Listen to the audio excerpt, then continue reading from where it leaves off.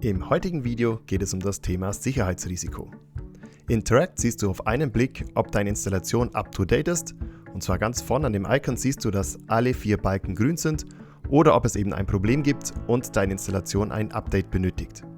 Natürlich kann ich auch wieder meine Filter benutzen, das heißt, ich könnte hier auf das Label Sicherheitsrisiko klicken und ich sehe nur noch Installationen, die ein Sicherheitsrisiko haben.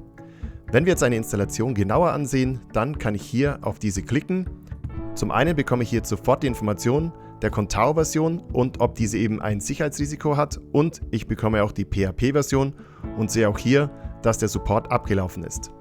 Zusätzlich siehst du jetzt hier einen neuen Reiter, der nennt sich Sicherheitsrisiken mit diesem roten Punkt, und wenn wir diesen Reiter jetzt öffnen, dann siehst du schon, werden die einzelnen Sicherheitsrisiken benannt und hier aufgelistet. Wenn wir uns zum Beispiel dieses erste Sicherheitsrisiko genauer ansehen wollen, dann können wir das Ganze jetzt öffnen.